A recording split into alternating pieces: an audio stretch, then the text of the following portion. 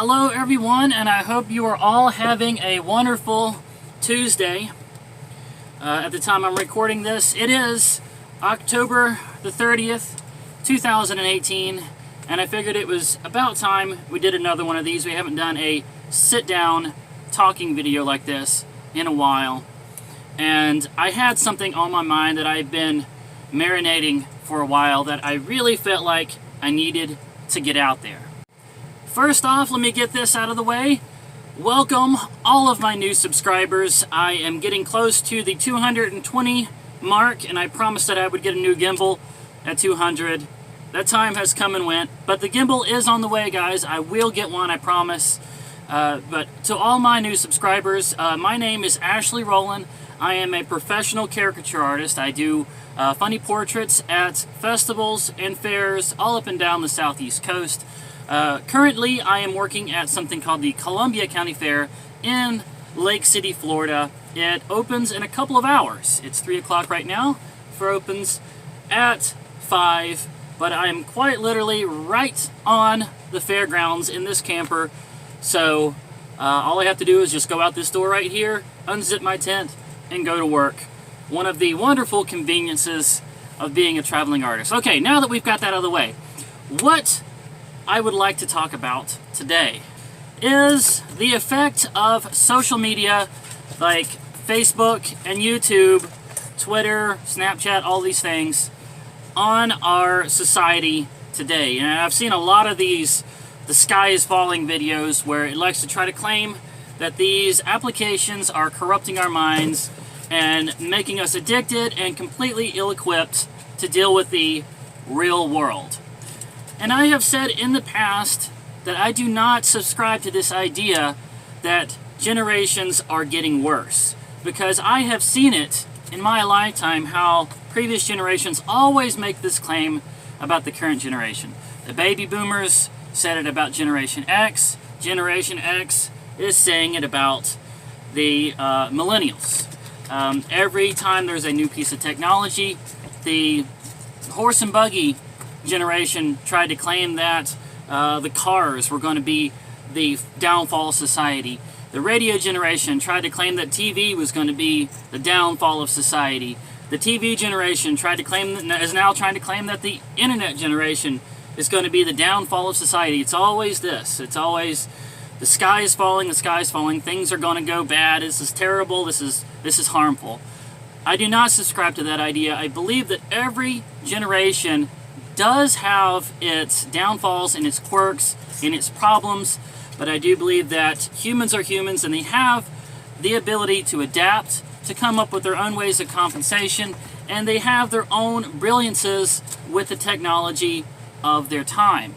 But I would also like to submit this idea that I have never heard anyone else say, and it is that the internet and social networks in general are actually bringing us back to a time in the past. Now, I like to study history, and I don't learn history from history books.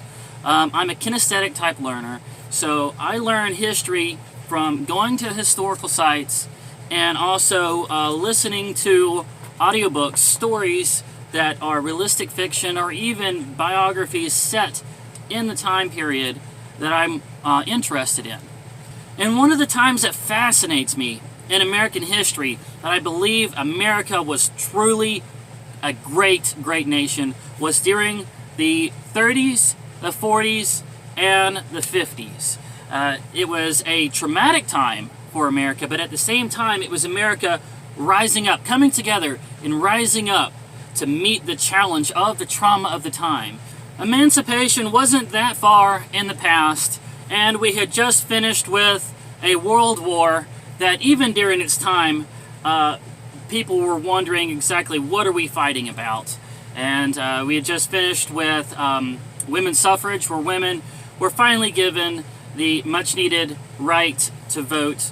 And then we were hit with the Great Depression, which brought us way down into the sad slumps that we did not want to get involved in a second world war, even though Nazi-occupied Germany and Mussolini in Poland and Mao Zedong over in Japan and their communistic ideas were just rounding people up that they did not like and killing them in droves, we still did not want to get involved until we were surprise bombed by the Japanese in Pearl Harbor, and then came the time where we all banded together. Men, women, black, white, it didn't matter. We all came together to fight this clearly evil regime. There was no gray. There was no, should we fight these people? Are they really evil? We all banded together. Everybody did their part. There was the victory gardens and people donating metal and paper and people just signing up in droves to go over there and fight this evil and put these bullies back in their place. And it was such a time of America coming together and then eventually completely subduing the Nazis and the communist regime, and then the Industrial Revolution moving us out of that and getting our economy moving again. And all of that happened. Those impacts and great changes and changes in our technology and our society all happening in the 30s, the 40s, and the 50s. Now, most of you already know all this, but there's a point to what I'm trying to say, so just bear with me. Okay, so one of the stories that I listened to that were set smack in the middle of this time period was one called Standing in the Rainbow by Fannie Flagg. And she's most known for writing Fried Green Tomatoes and also acting in the movie. A truly talented writer. But in this story, Standing in the Rainbow, the core of the story was a family that had a radio station based in their home. And this radio station, it didn't have a whole lot of watts that sent it out long distance. It only went a few hundred miles, although I think as the story went along, some other stations picked it up, so their influence actually spread throughout the years. But for a long time, it was just that neighborhood. And the main lady, the woman, the wife of the house, I guess you could call her, that ran this radio station was not a singer, she was not a writer, she was not an actor. She was just a regular, everyday person that was very gifted in being articulate and concise and a good speaker. And her show consisted mostly of neighborhood things that people needed to know, like the church bulletin, local news, lost and found, the animal shelter that had a surplus of us, cats or something, and we really need to get these animals adopted. Local talent that wanted to come in and show off what they could do, and even as her influence grew, there were people that were flying in from other states to promote their book on her, in her home, in her living room. And that was during that radio age. And the fascinating thing about it to me is that a lot of the stuff that she was covering was the exact same kind of stuff that we use Facebook for. If you think about it, Facebook, you don't just, bring in a bunch of strangers. At least most of us don't. We connect with our high school friends, our church friends. Even though you stopped going to that church a while back and you've moved and gone to another church, you want to keep up with those church friends from your previous church or your old job. I've got friends on Facebook that I used to work with in my teens back at Chick-fil-A. And so that's what we're using Facebook for now, is this network, this community, even though there's a lot more people now. And so the idea of having a radio station where you can just do local news and do all this stuff is harder to do because we've got just so many people and it would spread things too thin.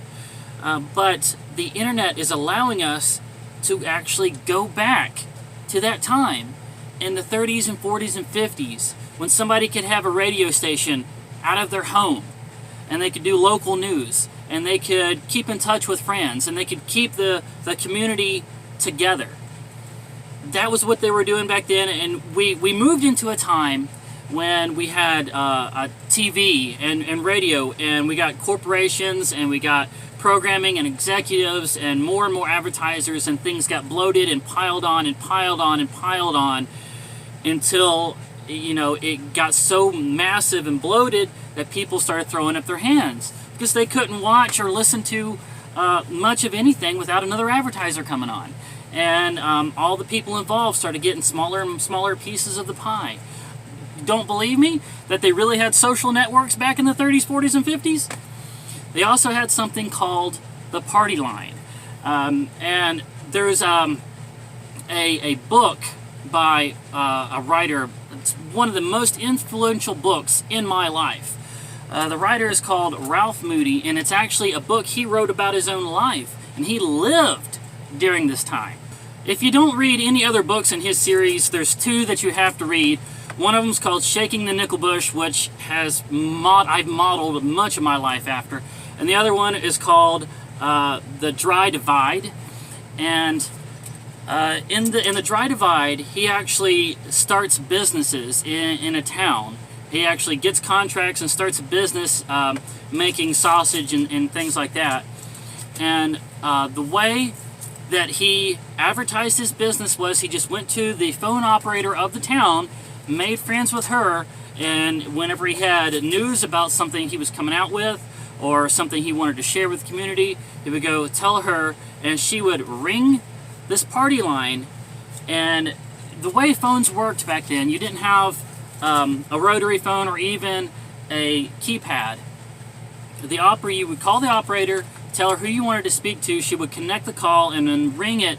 Your phone might be 3 rings. So you would listen, 1, 2, 3, that might be us. 4, oh no, that's the Johnsons down the street. But even though that call was not for you, you still could pick up. If you were a gossipy person, you could pick up and listen. And then there was the certain ring code that meant I have something to share with everyone.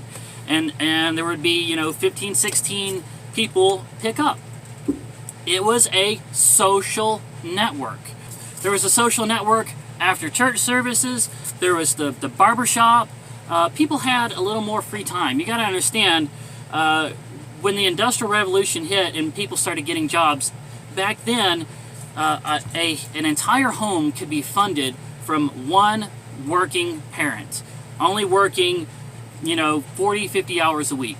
That's all that was needed back then. One dad or mom or whatever working 40, 50 hours could support an entire home. So there was more free time back then. We weren't doing these 60, 70 hour weeks like we are now, with everybody working themselves into a pulp.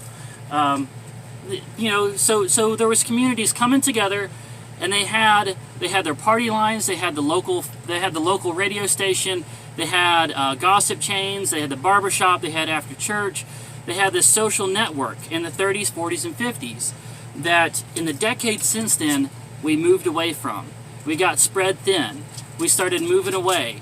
And a lot of you that grew up, say, during the 70s and 80s would say, I moved to such and such and completely lost touch with everyone back home. I don't know my high school friends anymore. And it was a very isolating thing back then.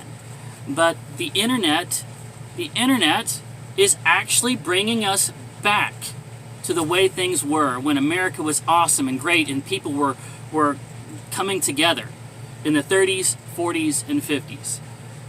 I know, I'm not one of those out there saying, oh, this is destroying people's minds and it's making them addicted. And I've heard this argument before, that when you get a text or you get a like on a picture or something like that, it triggers dopamines and makes you feel good and you get addicted to that. I've taken full years off of Facebook and YouTube, and I didn't go through no withdrawals. This new phone that I'm speaking to right now, I still have not gotten the Facebook set up on it. I haven't updated my Facebook in months.